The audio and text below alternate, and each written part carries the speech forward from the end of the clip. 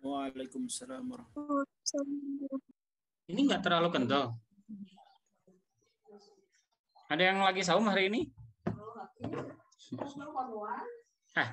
Ini kan udah Ramadan. Baik, promosi dulu ini ya. Ada tulisan Bank Syariah.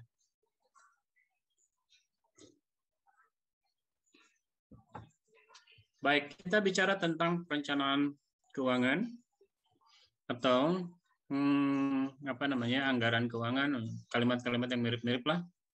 Kita akan bicara tentang itu selama 2,5 jam ke depan. Baik, kita mulai dari tujuan. Tujuan hari ini ada beberapa. Saya harapkan kita akan memenuhi tujuan itu sampai pada akhir pertemuan ini. Pertama, saya berharap Anda memahami hubungan antara strategi perusahaan dan rencananya dan peran yang dimainkan oleh keuangan dalam membangun rencana strategis. Kedua, menjelaskan dampak pertumbuhan pada neraca perusahaan dan peran model pertumbuhan berkelanjutan sebagai perangkat perencanaan. Ketiga, Anda mampu berdiskusi tentang peran laporan keuangan, proforma, dalam proses perencanaan keuangan dan pendekatan singkat untuk memperkirakan dana eksternal yang diperlukan. Berikutnya, bagaimana menggunakan penggunaan neraca proforma dan informasi yang diberikan pada perencanaan keuangan. Kelima, meninjau strategi pembiayaan yang konservatif, agresif, dan cocok yang mungkin digunakan oleh perusahaan. Terakhir, menjelaskan peran anggaran dalam merencanakan memantau arus masuk dan arus kas keluar. Jadi kira-kira yang diharapkan adalah Anda memahami 6 hal itu. Kita akan mulai dari definisi sederhana. Proses perencanaan. Di dalam proses perencanaan anggaran atau penyusunan anggaran, itu kita harus gini. Kira-kira apa yang ada dalam benak saudara-saudara sekalian ketika saudara diminta menyusun anggaran di perusahaan? Kalau Anda ada di perusahaan atau Anda menjadi bagian dari organisasi tertentu yang non-profit misalkan, kemudian diminta membuat perencanaan anggaran, maka kira-kira apa yang menurut Anda pertama kali Anda pikirkan? Irsyad, apa yang kira-kira kamu pikirkan, Irsyad? Untuk anggaran ya, Pak? Ya, kamu diminta nih sama atasannya buat perencanaan anggaran. Kira-kira apa yang dalam pikiran kamu? Mungkin ini, Pak, melihat persediaan dulu, Pak. Lihat persediaan. Oke, catat tuh. Jadi kata Irsyad, yang pertama kali harus dilihat adalah persediaan. Lutfi, apa kira-kira, Pi? Ini tadi kasusnya yang non-profit ya, Pak? Apa aja boleh? Kalau non-profit ini, Pak, kayaknya apa? Mengidentifikasi apa kegiatan-kegiatan operasional apa aja yang membutuhkan pembiayaan, Pak. Oke, kata Lutfi, tadi kata Irsyad, cek persediaan. Kata Lutfi, cek apa tuh tadi? Kegiatan operasional. Ya. Oke. Berikutnya, siapa ini? Alvan, kira-kira apa yang kamu lihat pertama kali, kamu perhatikan pertama kali kalau diminta menyusun perencanaan anggaran, perencanaan keuangan? Itu dari arus kasnya mungkin, Pak. Dari arus kasnya yang masuk keluarnya. Iya. Oke, jadi tadi ada persediaan, ada yang kedua itu jual. Apa tadi? Operasional kegiatan. Kalau Alpan katanya apa tadi, Pan? Dari arus kasnya, Pak. Arus kas yang masuk sama keluar. Nih yang perempuan. Ini kan baru laki-laki nih yang ditanya. Yang perempuan, ada beda pendapat nggak? Perempuan siapa? Ini nyalain dong kameranya. Saya kayak ngomong sama Laira aja ini. Nah, Hoironisa, apa ada beda pendapat nggak dengan yang laki-laki? Mungkin ini Pak, lihat dulu rencana kerjanya, dana yang ada, kalau misalnya kurang nanti memikirkan dari mana pengumpulan dana itu, Pak. Oke, berikutnya Putri Prastiwi. Apa yang ada dalam pikiran kamu ketika diminta membuat itu? Put? Sama kayak iya Pak, sama kayak yang lain, kayak lihat yang sebelum-sebelumnya itu dana itu biasanya digunakan untuk apa, terus berapa juga uang yang dimiliki, kayak gitu.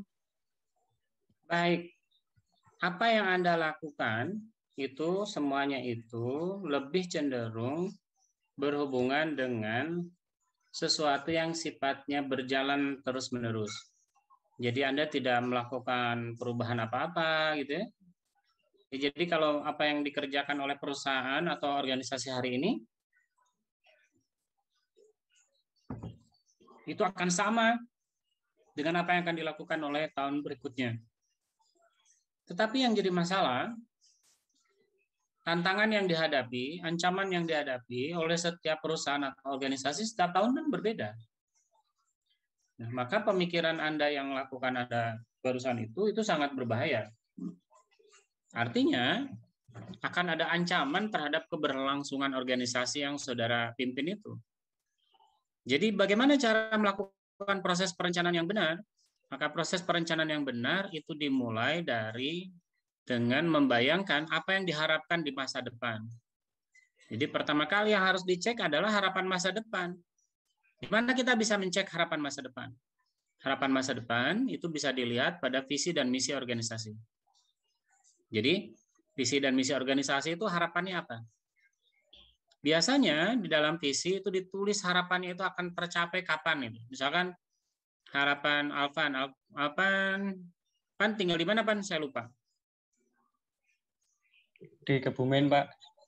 Oke, di Kebumen. Misalkan Alvan mau buat perusahaan ukiran kayu tuh, bikin kursi yang di belakang Alvan itu. Maka pertanyaannya kemudian adalah, kenapa Alvan memilih bisnis itu?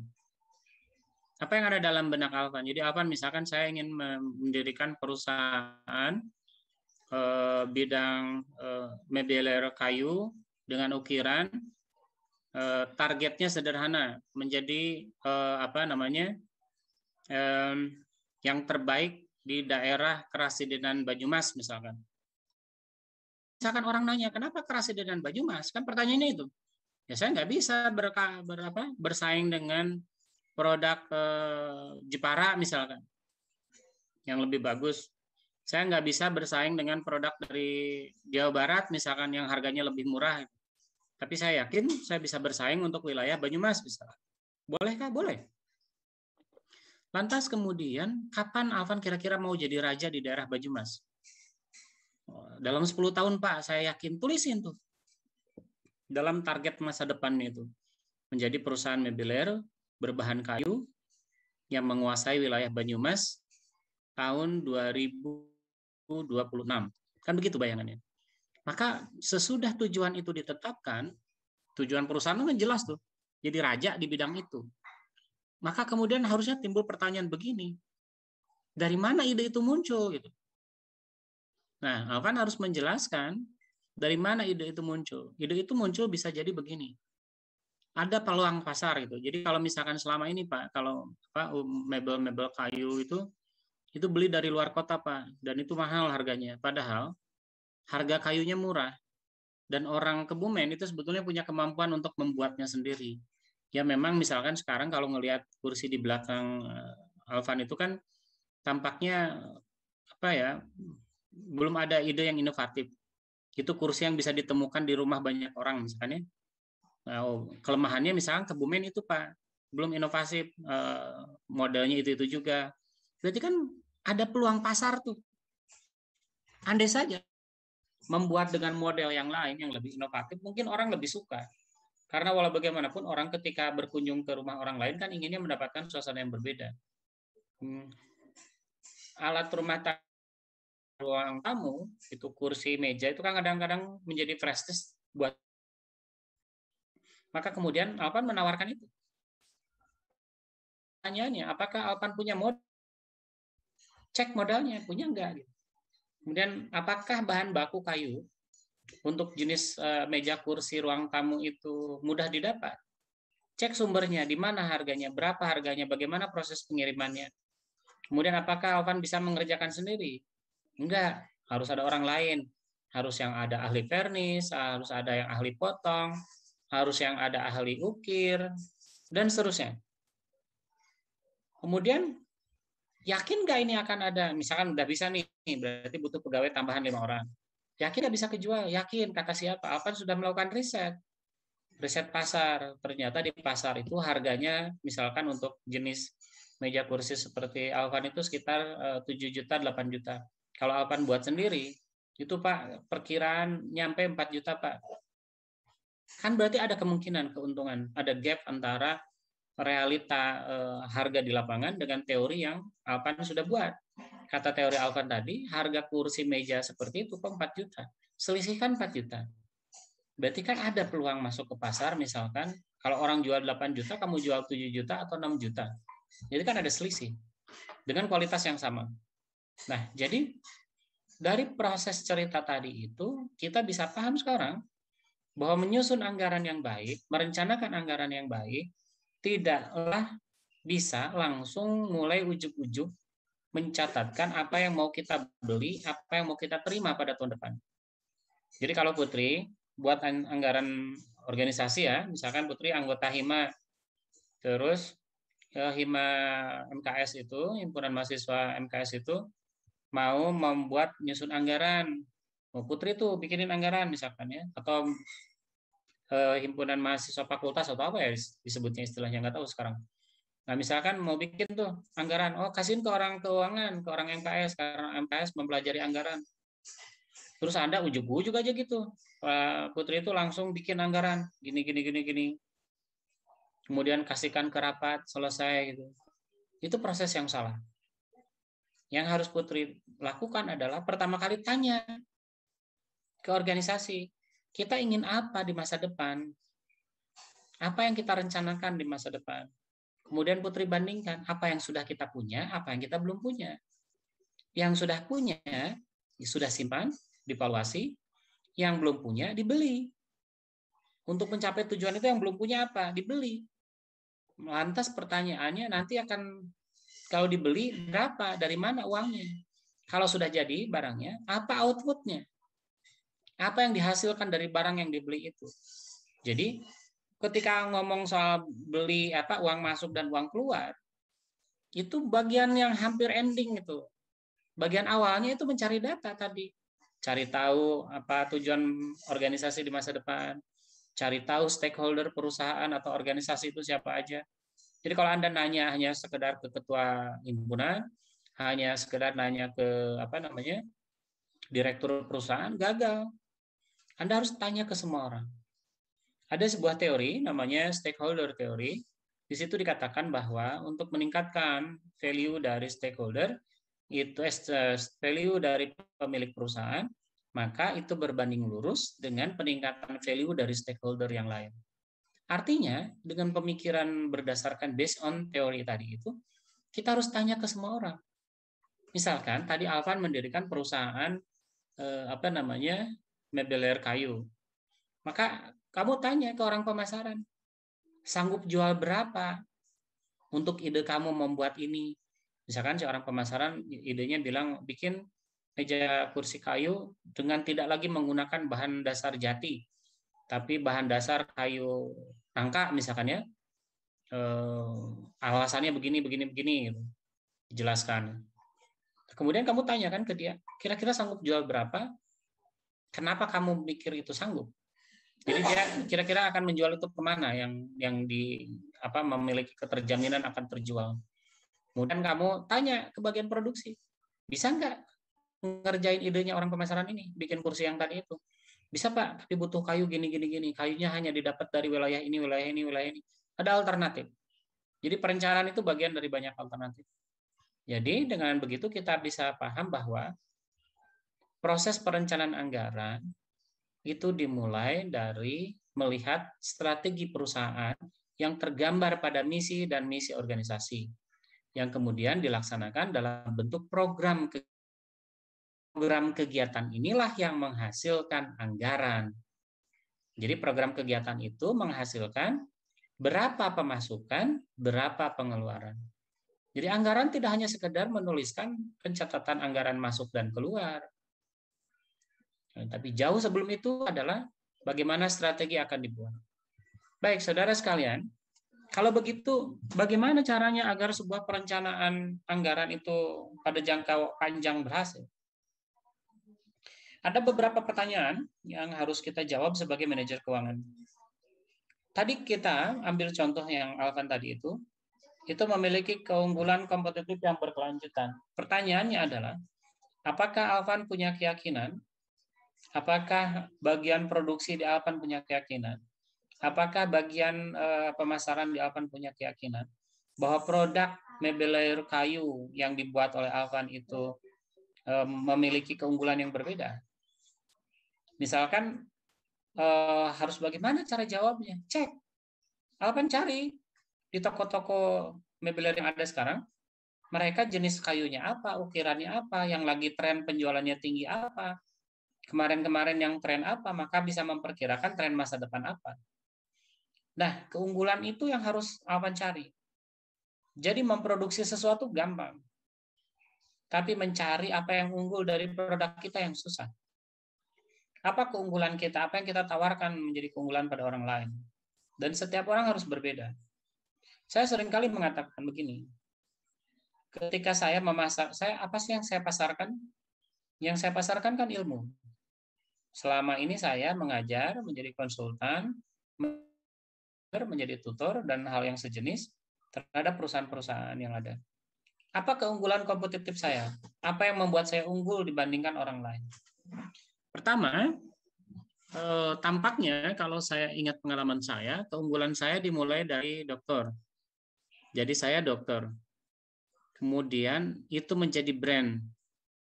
Karena dianggap casing itu apa? Bungkusnya itu dokter. Maka dianggap saya mampu menjelaskan banyak hal. Kemudian cukupkah itu? Enggak. Kemudian saya membranding diri apa? Saya membranding diri, saya menguasai semua bidang ilmu manajemen. Bidang ilmu manajemen utama itu ada 4. Manajemen keuangan, manajemen sumber daya manusia, manajemen pemasaran, manajemen strategik. Saya katakan pada semua orang di perusahaan-perusahaan itu, saya menguasai keempat-empatnya. Efeknya kemudian adalah semua pekerjaan yang ada hubungannya dengan manajemen, mereka memanggil saya. Yang kadang-kadang nggak jauh hubungannya itu. Misalkan ada yang kemarin minta, Pak Darmawan bisa nggak minta bantuin perusahaan kita mengelola arsip, kata dia. Manajemen kearsipan. Hanya gara-gara ada kata-kata manajemen di depannya. Kan mengelola itu manajemen kearsipan. Padahal saya bukan sarjana arsip. Arsip itu kan ada kesarjanaannya. S1, S2, S3 arsip ada bisa.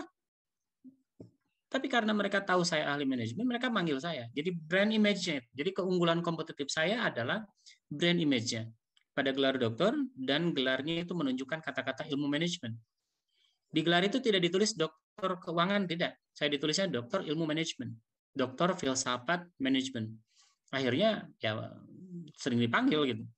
Kemudian yang kedua, apa yang keunggulan kompetitif saya? Keunggulan kompetitif saya bilang berkali-kali pada Anda, saya nggak pernah ngomong gaji honor. Jadi ketika saya diminta mengerjakan sesuatu ketika jadi konsultan, atau mengajarkan sesuatu ketika jadi narasumber, saya nggak pernah nanya, berapa honornya? Enggak. Ngapain nanya gitu? Kan yang penting sekarang banyak dulu.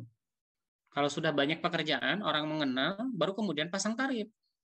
Kalau di awal-awal kita sudah pasang tarif tinggi, susah. Alvan misalkan sekarang. Alvan baru mulai bisnis furniturnya. Furnitur, ukiran kayu, basisnya meja, kursi yang ada di rumah. Orang belum kenal. Kan kalau misalkan karya Alvan itu bukan karya seniman, nggak bisa harganya tinggi. Alvan tidak dikenal sebagai seniman, atau karya Alvan itu bukan karya seni, tapi karya pop ya. Karya pop itu apa istilahnya? Karya pop itu artinya karya massal ya. Karya massal bukan karya seni, nggak bisa dikasih harga tinggi. Nah, itulah yang saya maksud. Alvan harus cari apa keunggulan kompetitifnya.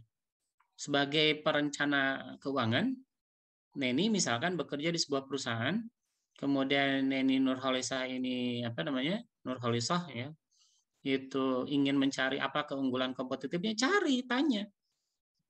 Apa yang membedakan produk di perusahaan ini dengan produk di perusahaan orang lain? Dan kemudian tanya, apakah produk itu bisa berevolusi? Bisa diperbaiki terus-menerus? Pertanyaan kedua adalah, apakah produk kita bisa bersaing di tempat kita tidak bersaing? Ya, saya kasih contoh biar Anda paham. Alvan tadi membuat furnitur, memproduksi furnitur, tetapi hanya mentargetkan pasar Banyumas. Banyumas itu kan berarti Cilacap, Purwokerto, Kebumen, terus apa itu di daerah situ yang dekat itu, saya lupa. Kerasidenan Banyumas apa aja. Terus kemudian, apakah artinya Alvan tidak boleh memikirkan bagaimana kalau mau memasarkan ke kota terdekat Banjar misalkan, ke kota sebelah Kulon Progo misalkan? Apakah nggak bisa? Dicari tahu. Memang kita tidak bersaing di situ, tapi apakah mungkin kita bisa bersaing di situ? Nah, sebagai perencana keuangan, Anda harus memikirkan itu. Atau misalkan begini, Halim Pandu Latifah, misalkan diangkat jadi ketua program studi MKS. Produk kita apa sih? Sarjana keuangan syariah kan? Nah, pertanyaannya, apakah mahasiswa dari, alumni dari manajemen keuangan syariah itu tidak bisa bekerja di perusahaan misalkan Mitsubishi, produsen mobil ya, tidak bisa bekerja di perusahaan Yamaha, produsen motor, apakah nggak bisa? Kan kita bukan mereka kan bukan produk syariah gitu, apakah bisa? Bisa harusnya, cari tahu. Emang apa sih bedanya mengelola uang syariah dengan mengelola uang non syariah? Kan cuma perbedaannya apakah terdapat larangan-larangan yang dilarang oleh syariat atau tidak di dalam transaksi, kan itu aja. Bedanya keuangan dengan keuangan syariah. Semua prosedurnya sama. Cara ngitungnya sama. Cara memutuskan sama. Hanya pada keuangan syariah ada variabel interventing yang menyatakan sesuatu itu boleh dilakukan atau tidak boleh dilakukan. Itu aja bedanya.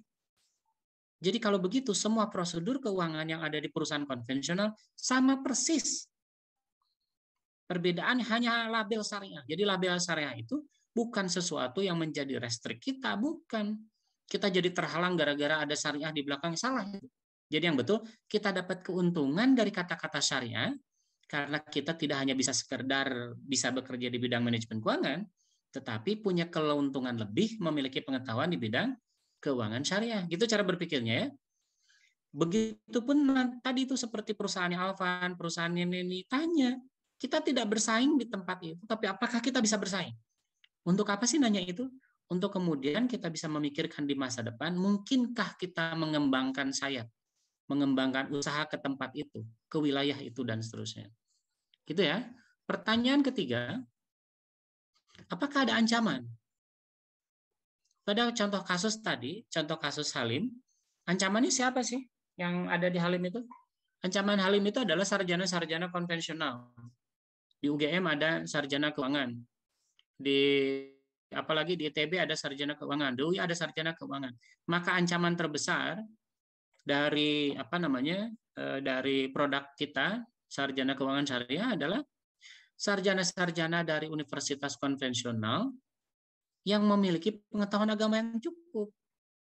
Jangan dipikir orang UGM, orang UI, orang ITB, orang UPI tidak lebih syariah daripada orang UIN.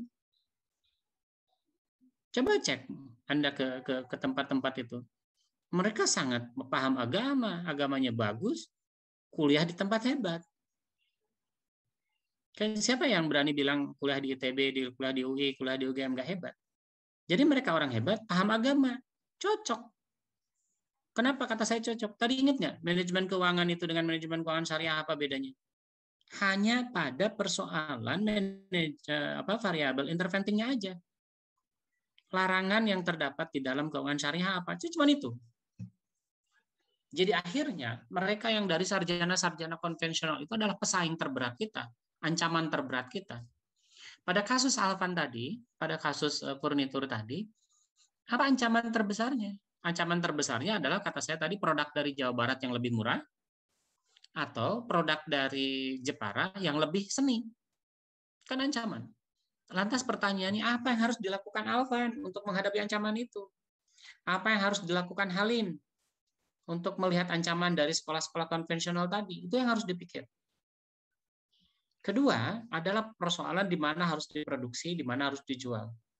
Tadi saya katakan, Alvan, kalau kita mau memproduksi sesuatu, yang harus kita bayangkan sesuatu adalah kita sudah tahu belum mau jual kemana. Jangan membuat produk apapun kalau kita tidak yakin mau jual kemana. Anda bukan seniman. Kalau seniman tuh begini. Seniman itu tingkat keakuannya tinggi. Dia egois. Jadi seniman yang berhasil itu pasti egois. Kalau ada seniman nggak egois, dia bukan seniman. Seniman itu berpikir seni untuk seni. Artinya, kalau Alvan seniman, Alvan akan membuat kursi, meja, yang menurut Alvan bercita rasa seni tinggi. Terserah orang suka atau nggak suka. Karena barang seni, kata Alvan, hanya disukai oleh orang yang berkelas. Makanya harganya mahal. Misalkan berpikir gitu ya. Bolehkah berpikir gitu? Boleh-boleh aja. Tapi masalahnya harus berpikir, apakah kita sanggup menjualnya? Ke siapa kita akan menjualnya? Dan di mana kita akan memproduksi itu? Kenapa harus memproduksi itu? Itu adalah pertanyaan penting di dalam perencanaan jangka panjang. Kemudian, tadi saya mengatakan, perencanaan yang sudah dibuat oleh orang perencanaan pemasaran, juga harus dicek dengan sumber daya. Tadi kata saya, apakah bahan bakunya tersedia? Apakah SDM-nya tersedia? Jadi bandingkan dengan jawaban Anda di awal tadi tentang perencanaan anggaran. Anda kan ngomongnya cuma soal uang masuk keluar gitu ya. Ternyata kita harus bicara juga tentang bahan baku yang tadi sudah disebutkan ya. Tadi ada yang nyebut persediaan. Tapi belum ada tuh yang nyebut apakah sudah ada SDM-nya. Jadi perencanaan anggaran akan berhasil kalau kita sudah punya rencana SDM-nya. Halim tadi, apa kira-kira Halim yang harus dipikirkan oleh Halim? Perencanaan anggaran yang berhasil kalau memperhatikan SDM-nya, apa yang diperhatikan kira-kira? Halim, kalau kasus Halim.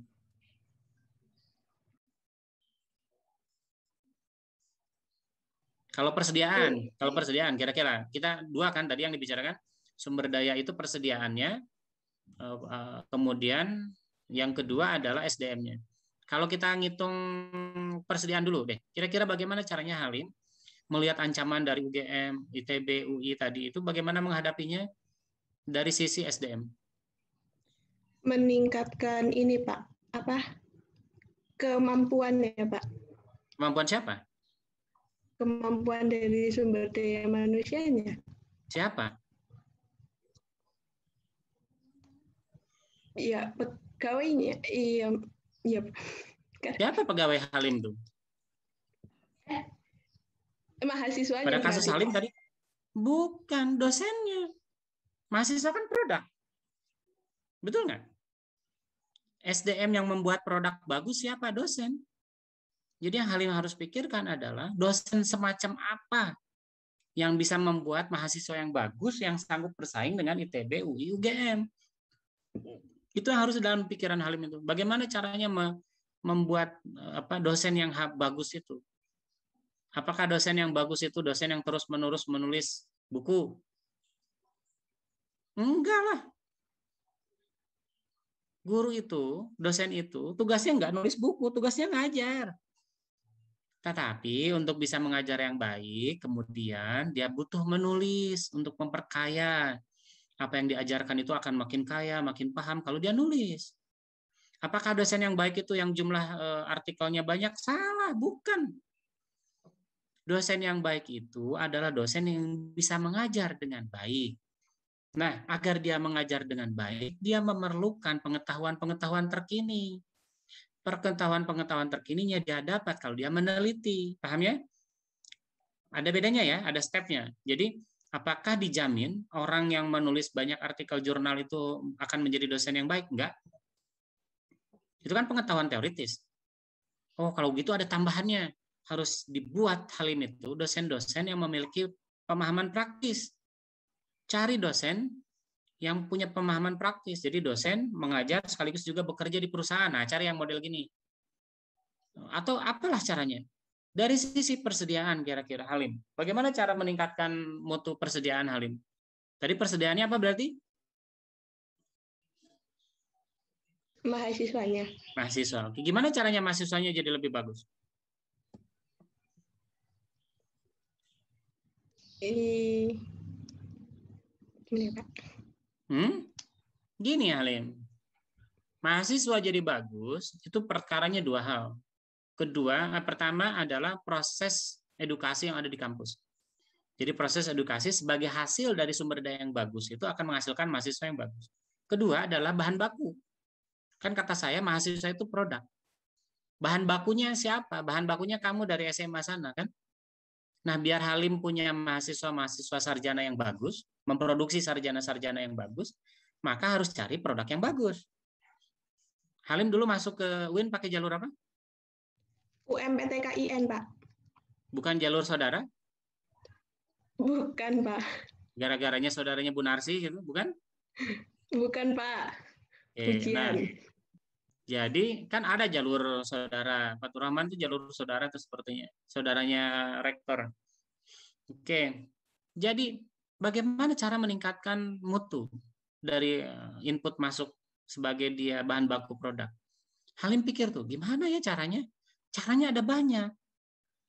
Paksa orang untuk daftar ke MKS. Gimana caranya? Cari beasiswa.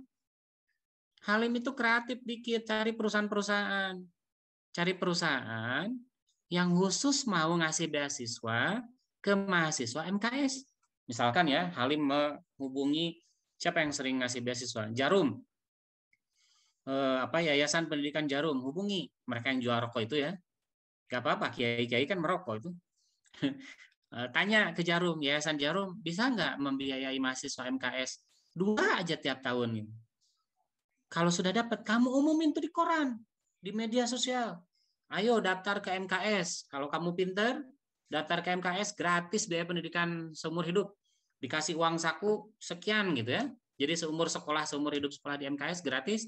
Dikasih uang saku berapa, dikasih uang buku berapa. Orang tertarik kan? Maka orang pinter akan datang ke situ. Efeknya itu seperti efek air menetes. Awalnya yang pinter 2 orang. Tapi karena dia pinter, dia akan bisa minterin teman-teman sekitarnya. Itu namanya teorinya tutor sebaya.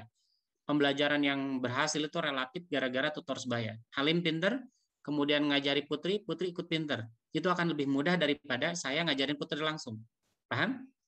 Nah, jadi kalau misalkan 1-2 produk sudah bagus, itu bisa menelurkan produk-produk yang lain yang bagus.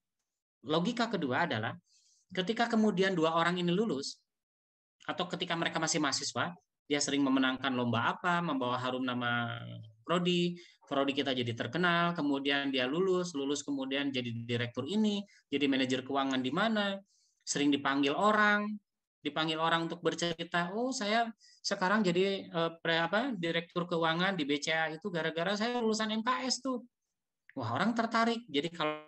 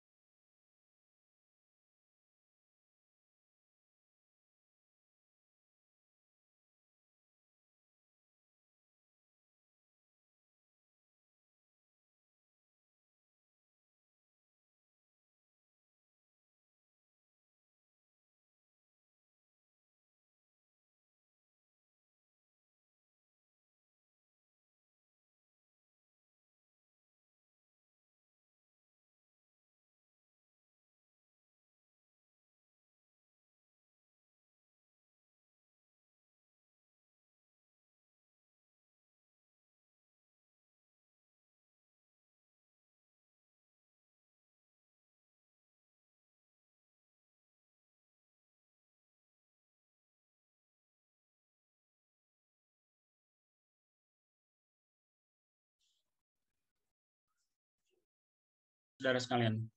Jadi, ini sesi kedua. Jadi, kalau kita buat pertimbangan, maka pertimbangan yang paling pokok itu adalah bagaimana caranya agar kita memaksimumkan sumber daya kita. Sumber daya itu dari 2 sisi. Dari SDM-nya maupun dari persediaannya. Persediaan itu yang dimaksud adalah persediaan produk ya. Bahan baku lah kira-kira bahasa umumnya. Nah, itu yang harus kita pertimbangkan ketika kita memproduksi sesuatu. Kalau misalkan kita tidak bisa efisien di dalam penggunaan SDM itu nggak bisa. Oleh karena itu, kalau Anda membuat rencana anggaran tanpa melibatkan perencanaan SDM, gagal itu. Oleh karena itu, saya katakan dari awal, kalau Anda ingin menjadi manajer keuangan yang baik, jangan hanya kuasai manajemen keuangan. Pelajari manajemen SDM, pelajari manajemen pemasaran, pelajari manajemen strategik. Baru Anda bisa menguasai bidang keilmuan kita dengan baik. Karena ternyata hanya untuk merencanakan anggaran saja ini baru langkah awal nih. Kita belum ngapa-ngapain ini.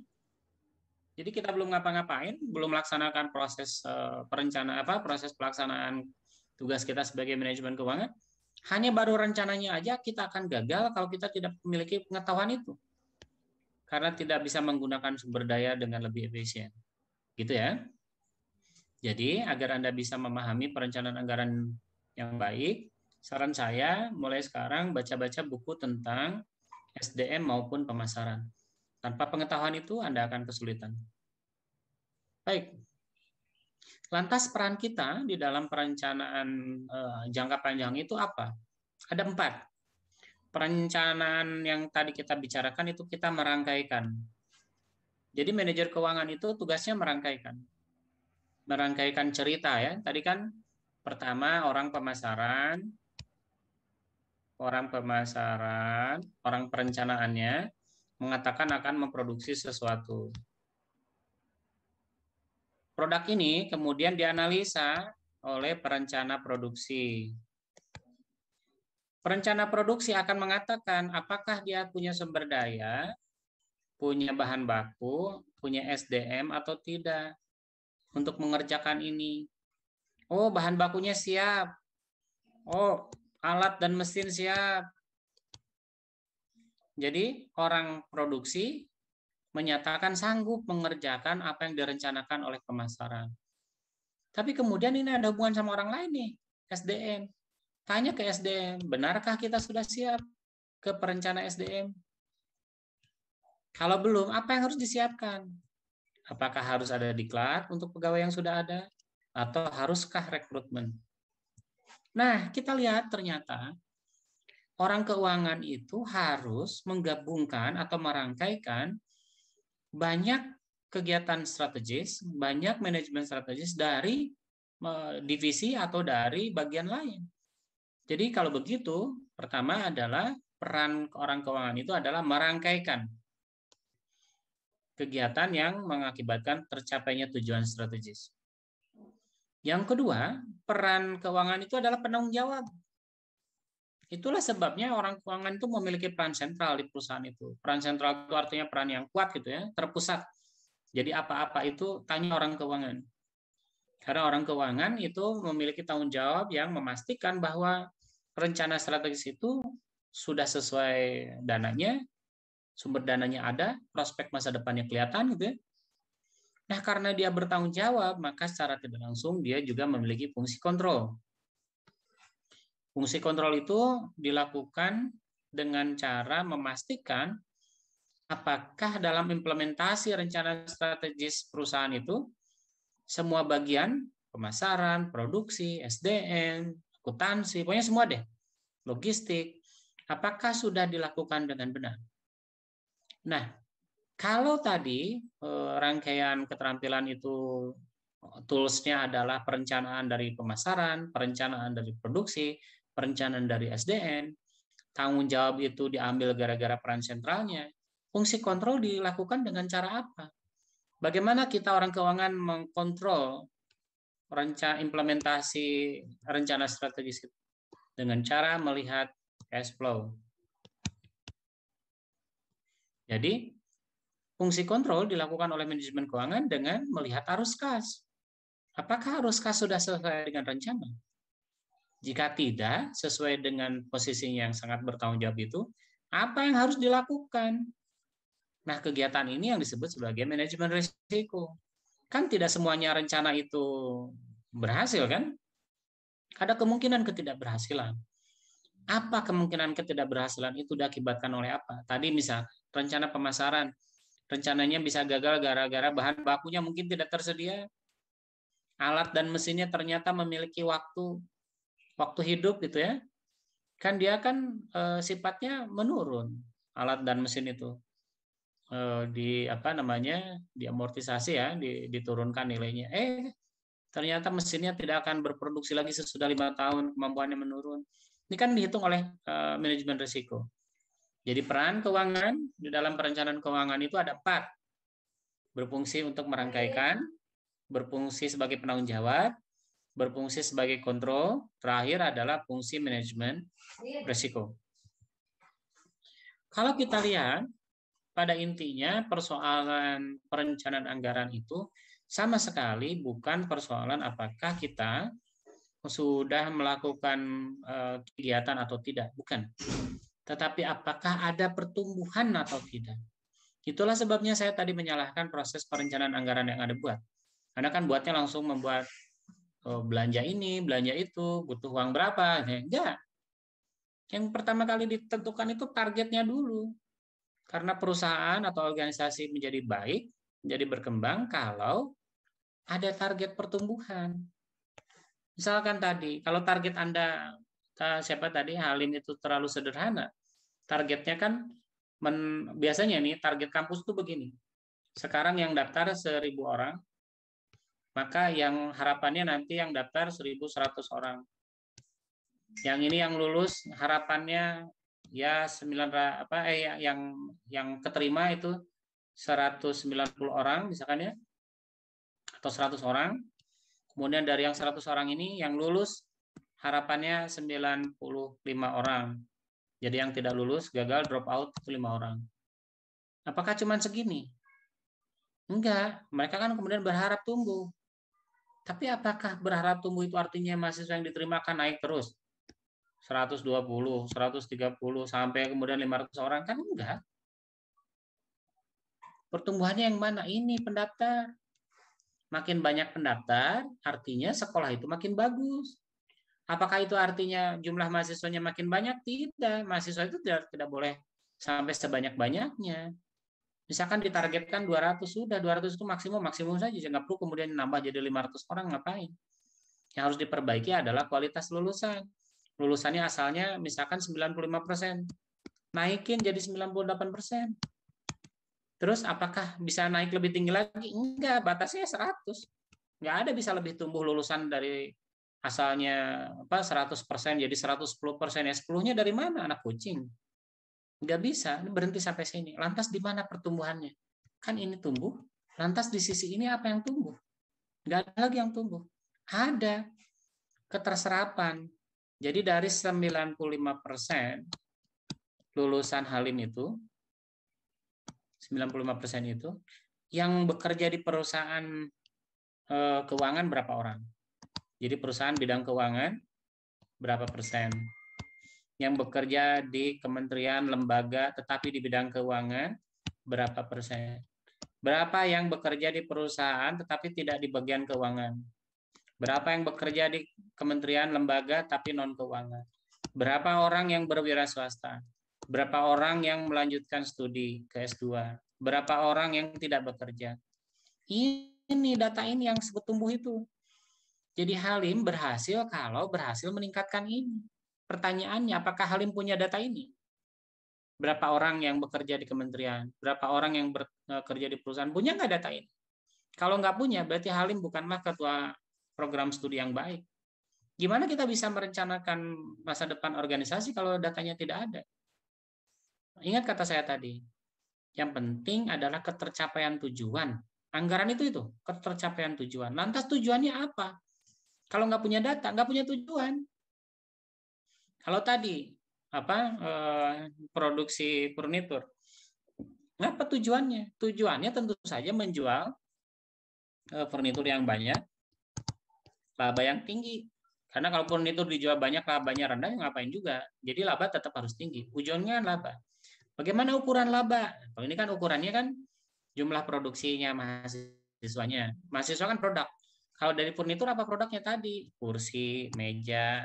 Kemudian dilihat. Bukan jumlahnya yang terjual saja yang jadi penting. Nih lihat. Bukan hanya penjualannya saja yang penting. Tetapi labanya. Bagaimana menghitungnya? Anda kan menginvestasikan uang sejumlah tertentu. Berapa laba untuk setiap investasi perubahan? Investasi kan berubah nih.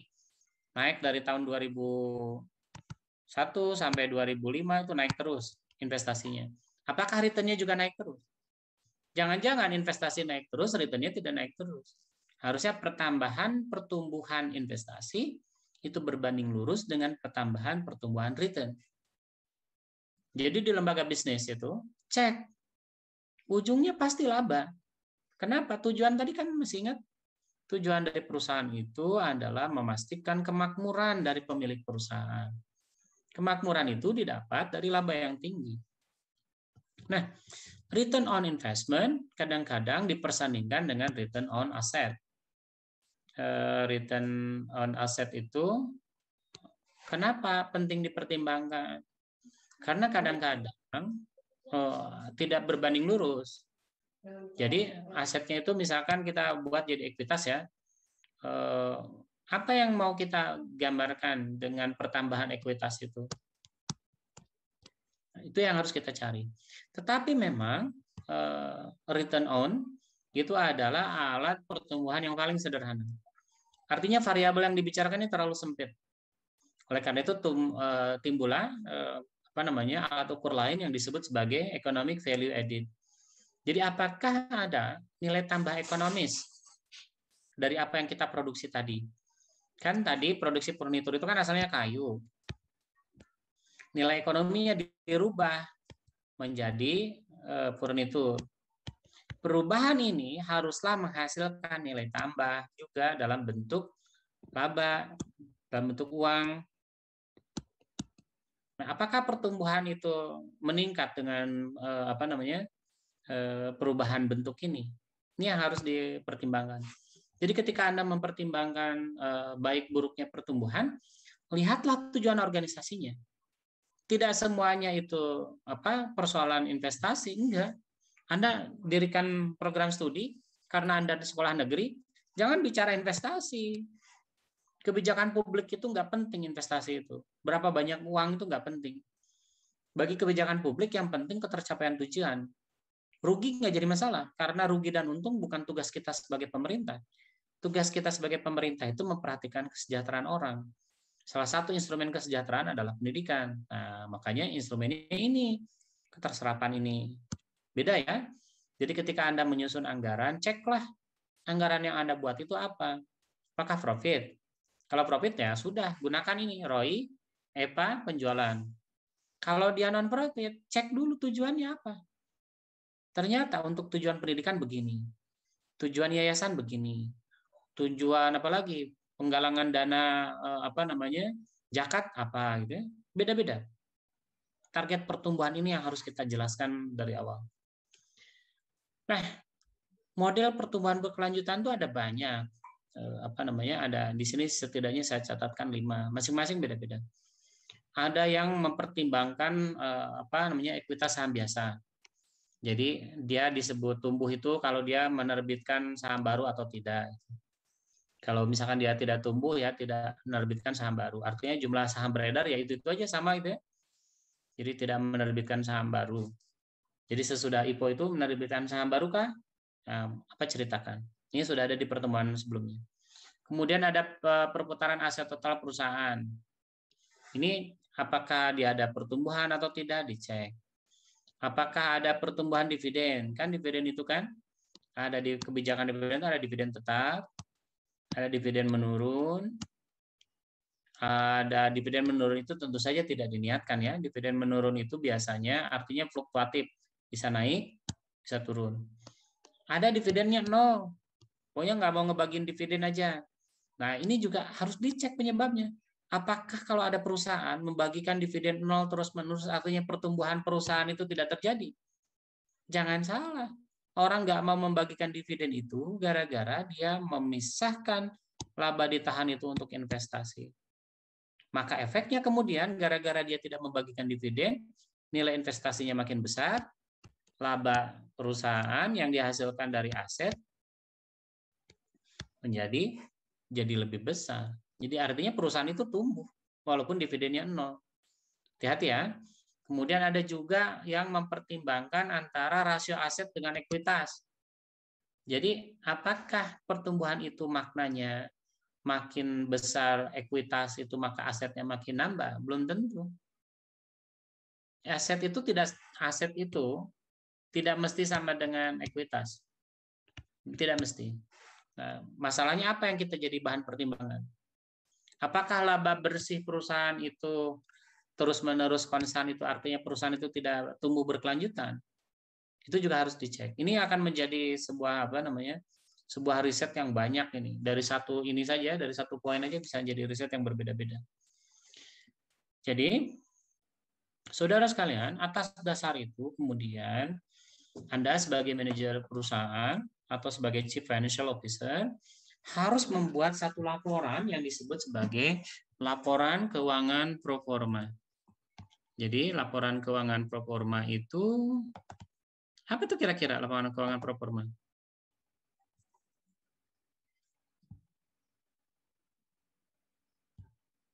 Ada yang bisa? Yusril, apa itu laporan keuangan pro forma? Yusril?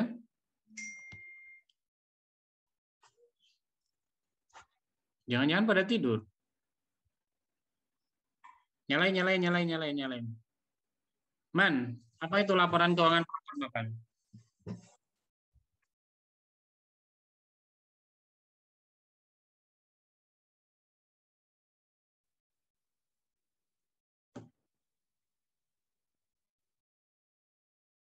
P, buat apa P? Ngebuat itu P? Laporan pro forma itu buat apa? Pernah dengar laporan pro forma nggak P? Tuti? Ya Pak. Pernah dengar nggak istilah laporan pro forma? Belum Pak. Kata Mbak Rahman itu tadi membuat perkiraan itu katanya. Kira-kira buat apa kita buat itu? Untuk pengukuran mungkin Pak. Oke, boleh buat pengukuran.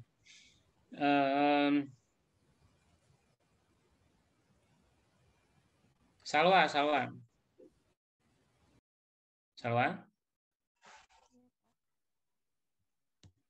Salwa pernah dengar laporan pro forma?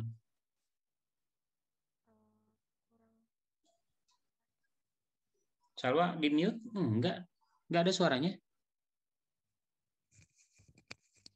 Kurang pernah dengar sih Pak kalau laporan. Nah, berdasarkan apa yang saya tulis tadi, laporan pro forma itu didefinisikan seperti ini. Kira-kira menurut kamu buat apa itu kira-kira?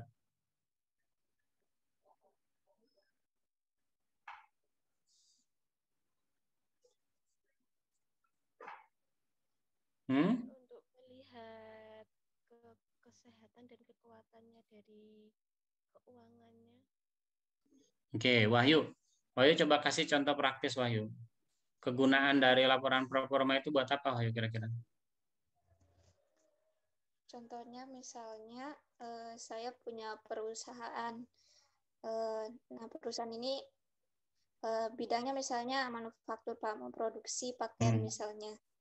Nah, jadi saya setiap ketika mau memproduksi atau melakukan perencanaan keuangan secara berkala setiap tahunnya itu saya perlu membuat laporan performa itu untuk kayak kita mengevaluasi sejauh mana kita berhasil dari perencanaan keuangan yang kita susun. Itu sih Pak menurut saya.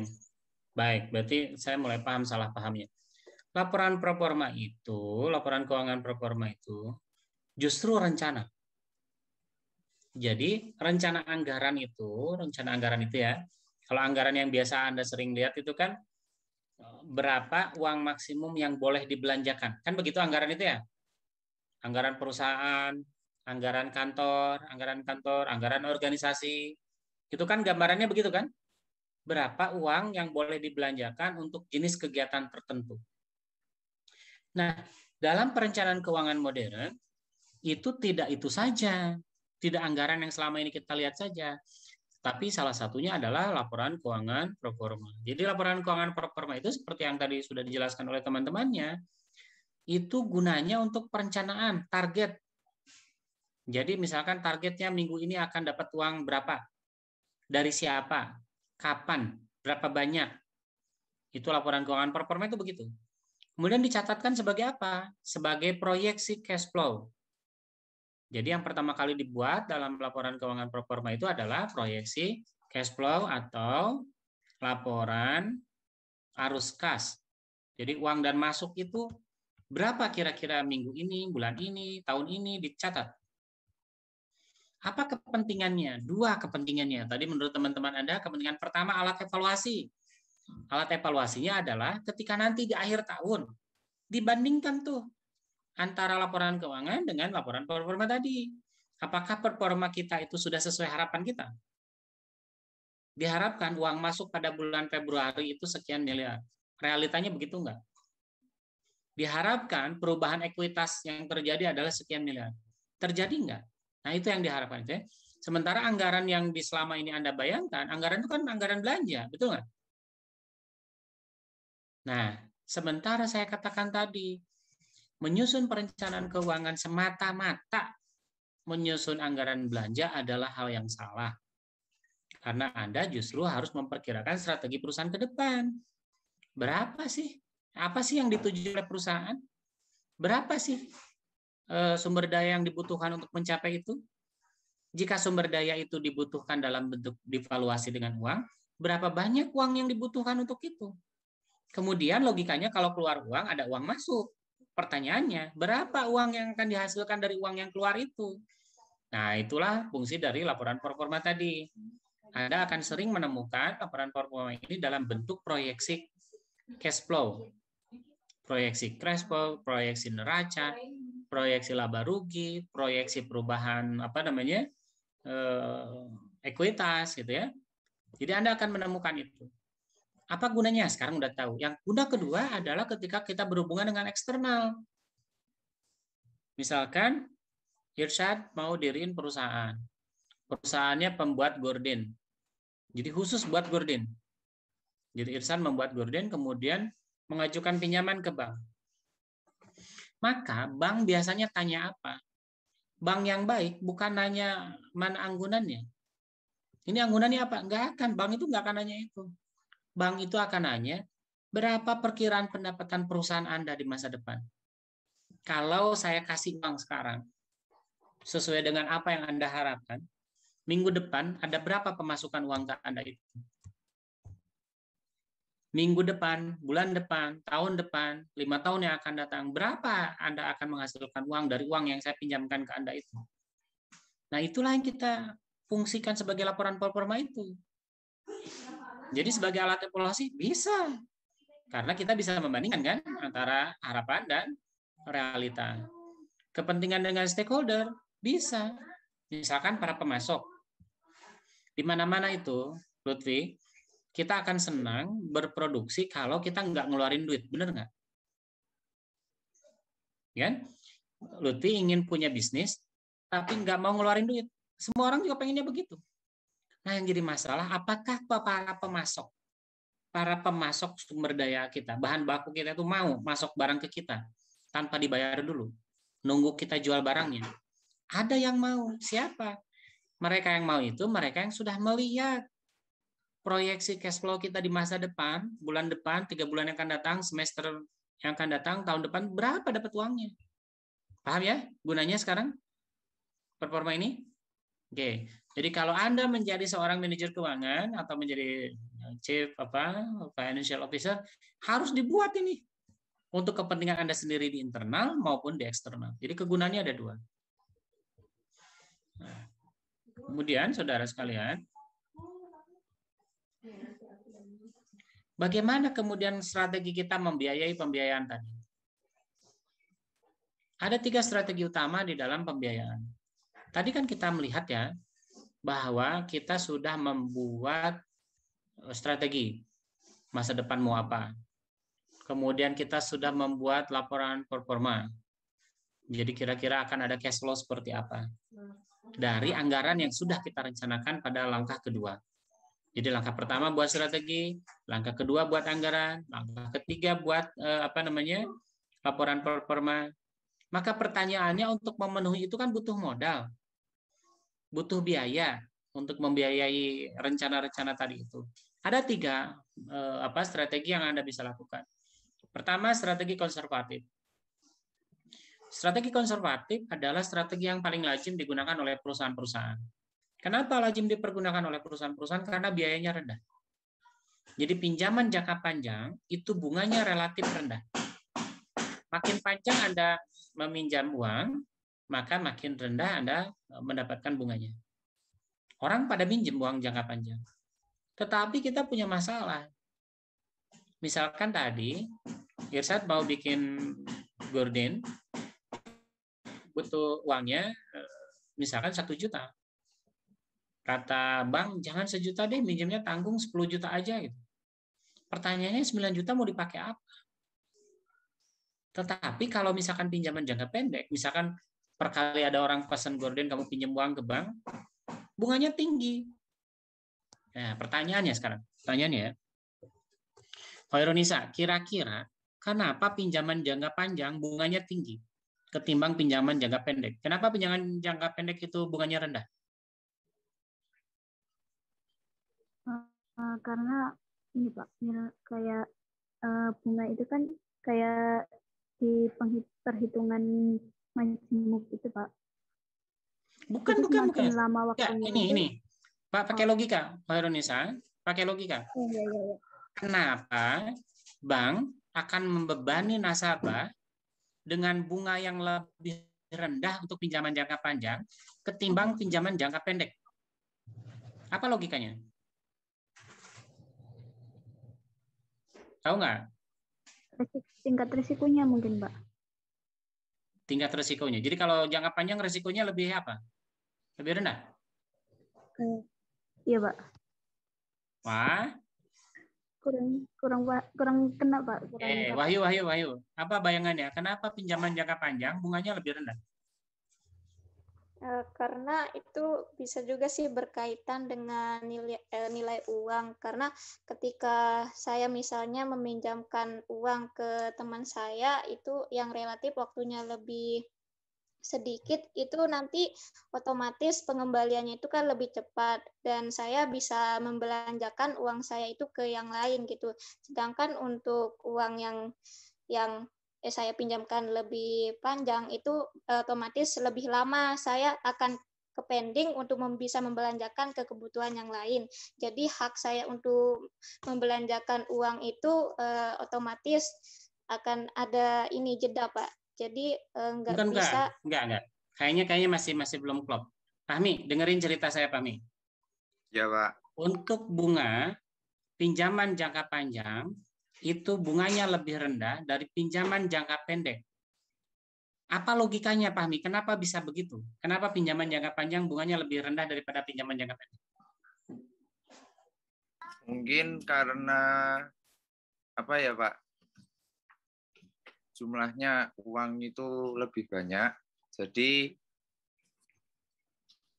dikasih jangka tenor pengangsuran lebih panjang, jadi bunganya bisa lebih ringan gitu, Pak? Atau gimana ya, Pak? Kenapa? Justru itu pertanyaannya. Kenapa lebih ringan? Mungkin karena pertimbangan resikonya itu tinggi, Pak. Jadi resiko untuk yang ditanggung oleh pemberi pinjaman itu tinggi. Jadi mungkin apa Pak namanya, bunganya itu ditinggikan oleh pihak pemberi pinjaman itu, Pak. Gini, Fahmi. Ya, Pak. Gini ya, Fahmi, Wahyu, Heronisa, kita harus bergaya seperti orang kaya. Kalau kita, itu adiknya Fahmi, awas dulu, jangan ganggu dulu. Cepret nanti. Diam dulu, kakaknya lagi belajar. Nanti saya ke situ bawa lidi nanti. Dengerin. Harus bergaya kayak orang kaya dulu. Jadi Fahmi, Wahyu, Heronisa itu orang kaya. Punya uang banyak. Lebih senang mana uangnya? Dipinjemin. Jadi setiap hari Fahmi harus nyari orang yang mau minjem uang ke Fahmi. Atau sekali aja kemudian Fahmi diem. Lebih senang mana? Lebih senang sekali, terus diem usaha untuk mengembalikan yang banyak. Jadi bank juga sama. Bank itu sama kayanya sama Fahmi barusan. Orang kaya itu di mana-mana. Pengen kerja sedikit dapat uang. itulah sebabnya bank akan lebih suka orang yang meminjam jangka panjang.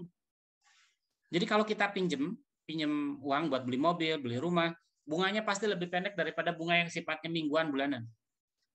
Kenapa? Kalau yang pinjaman jangka pendek, si pemilik uang, si orang kaya itu minggu depan dia harus mikir lagi, wah ini duit udah kembali lagi nih, harus dipinjemin ke siapa ya? Kan capek. Paham? Jadi logika awalnya adalah kepastian masa depan. Jadi pinjaman masa jangka panjang itu memberikan kepastian masa depan bagi pemilik uang. Resiko nomor 2. Tetapi yang penting adalah ada kepastian jangka panjang uang sekarang ada di mana. Ketimbang kalau uangnya balik lagi dan tidak ada kepastian siapa yang minjem. Ngerti ya? Jadi banyak orang kemudian suka pada pinjaman jangka panjang ini. Konservatif ini. Tapi buat kita orang yang meminjam uang ada resiko. Apa resikonya? Dan nggak butuh segitu duitnya juga atau gimana? Kalau gaya orang Sunda gitu ya, gaya ngomong itu ada nadanya. Gimana ada butuhnya juga cuma 5 juta, ngapain saya minjem 10 juta? Kan nggak mikir gitu kata orang Sunda tuh. Memang nggak mikir. Minjemnya 10 juta, yang butuhnya 5 juta. Tapi dengan uang hanya minjem 10 juta ini, saya akan dapat bunga yang lebih kecil. Itu iming-imingnya. Jadi iming-imingnya itu adalah kalau saya minjem 10 juta, maka jangkanya akan menjadi memanjang dan bunganya jadi lebih kecil. Wah, tertarik nih. Ya sudah deh dipinjam. Lantas yang jadi masalah uangnya mau dikemanain gitu.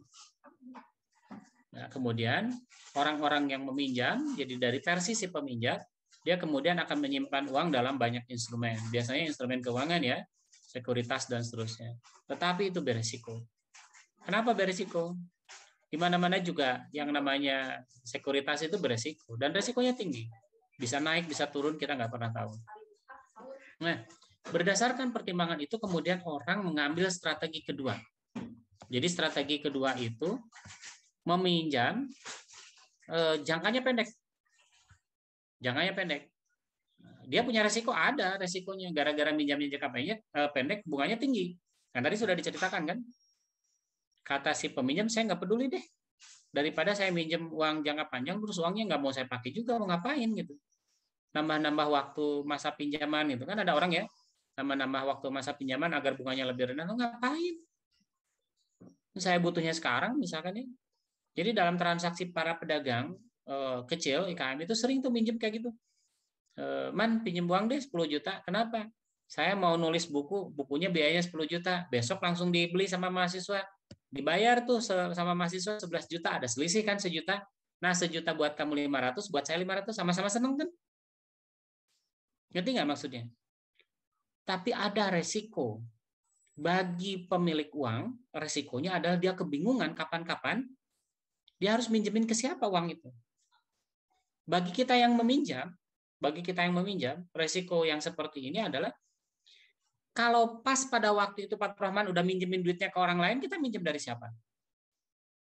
Efeknya bunganya akan makin tinggi. Kan apa? Teori kelangkaan itu, makin langka sebuah produk dan jasa, maka harganya makin tinggi. Ketika kita minjem uang dari seseorang yang biasanya murah, kemudian uangnya menjadi langka, harganya makin tinggi. Saya udah yakin nih dari Arman, saya biasa kok minjem 10 juta sampai 200 juta. Pas minjem lagi nggak ada. Ada risiko berarti. Jadi ada risiko yang membayangi strategi agresif. Jadi strategi agresif ini hanya meminjam ketika butuh aja. Bahayanya adalah gimana kalau nggak ada yang ngasih pinjam, celaka juga. Maka kemudian ada strategi ketiga, strategi pencocokan. Pada strategi pencocokan ini dia menyesuaikan dengan musim. Kan berbisnis itu kan ada musim lagi banyak duit gitu ya, musim bokeh gitu, musim sengsara, kan bisnis itu begitu. Lebaran ini industri pakaian, makanan pasti lagi maju-majunya, betul nggak? Terus industri karoseri ya, industri karoseri itu industri perbaikan cacat mobil. Kan banyak tuh orang mobil-mobil yang rusak-rusak, kegores-gores menjelang Ramadan dia cat ulang gitu ya. Bayar 10 juta, mahal amat. 10 sampai 14 juta untuk ngecat mobil. Tujuannya apa? Biar ketika pulang kampung tampak seperti pakai mobil baru. Berarti ada musimnya dong kalau gitu. Jadi dalam bisnis itu ada musimnya. Nah, musim inilah yang harus Anda perhatikan sebagai manajer keuangan. Bagaimana pola kebutuhan keuangan itu tercipta? Pada bulan apa Anda butuh uang? Pada bulan apa Anda akan mengeluarkan uang? Pada bulan apa Anda akan menerima uang? Nah, bulan-bulan itu Anda pelajari polanya di perusahaan Anda. Nanti kan ada di laporan keuangan ya, analisis laporan keuangan. Cek, apakah ada pola itu? Jika iya, maka pada saat itulah Anda memutuskan meminjam uang. Jadi waktunya sudah kebayang nih. Kalau agresif tadi kan waktunya nggak kebayang. Agresif itu saya butuh uang sekarang, minjem sekarang. Kalau pencocokan begini, saya tahu menjelang Ramadan, saya sebagai orang yang berbisnis di bidang kuliner pasti membutuhkan modal uang yang lebih banyak karena permintaan akan naik. Maka saya sudah ancang-ancang Bu. Di awal tahun itu, ketika saya menyusun anggaran itu, saya nyusun anggaran, saya nyusun laporan proforma, saya udah kebayang tuh. Pada bulan April, saya akan butuh tambahan modal 100 juta. Maka saya sudah ngomong ke Pak Turhaman, Man, jangan lupa ya, saya nanti buat opsi peminjaman 100 juta. Opsi itu kan bisa diambil, bisa tidak ya. Tapi sudah sama-sama janji nih, sama-sama janji. Pak Turhaman seneng nggak? Seneng. Karena dia sudah punya bayangan di masa depan ada akan orang minjem uang ke dia. Saya senang akan ada kepastian uang di Pak Turhaman sebesar uang segitu. Bunganya sudah ditentukan di awal, bunganya sekian. Sama-sama senang kan semua orang? Nah, itulah strategi yang ketiga. Strategi ketiga itu biasanya digunakan oleh banyak perusahaan yang relatif lebih kecil. Jadi strategi ini biasanya strategi untuk perusahaan-perusahaan kecil dan syaratnya dia punya pola. Sedangkan perusahaan besar itu relatif menggunakan strategi konservatif. Jadi pinjam uang itu jangka panjang.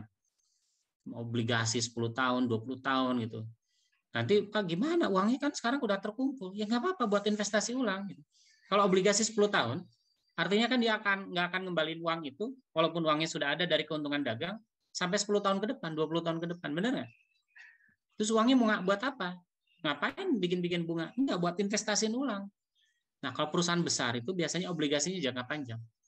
Nggak ada perusahaan besar, semacam misalkan Indofood ya, minjem uang 100 juta, nanti minggu depan dikembaliin, nggak akan. Mana ada perusahaan kayak gitu. Nah, perusahaan yang ngambil uang jangka pendek biasanya perusahaan yang lebih kecil. Nah, definisi lebih kecil, definisi perusahaan besar kecil, definisi pinjaman jangka pendek atau jangka panjang, besarnya juga relatif. Jadi tidak ada ya, ukurannya berapa tidak ada. Itu relatif. Makanya untuk melihat besar kecil perusahaan, untuk melihat pendek panjangnya pinjaman, lihatlah sektornya masing-masing. Nanti kan Anda mempelajari per sektor ya. Nah, lihatlah sektornya masing-masing. Baik, kita lanjutkan.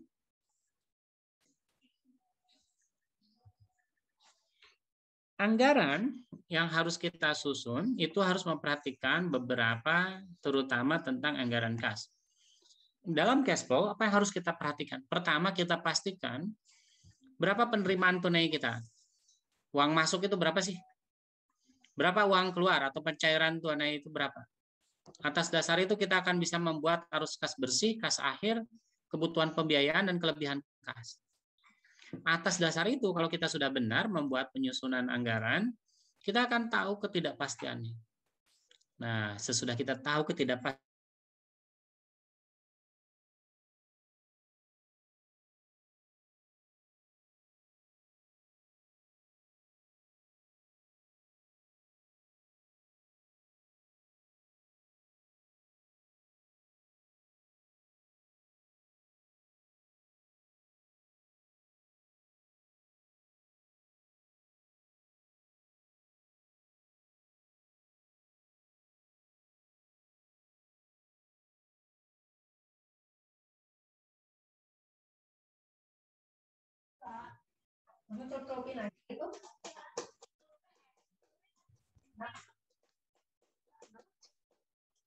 ngobrol.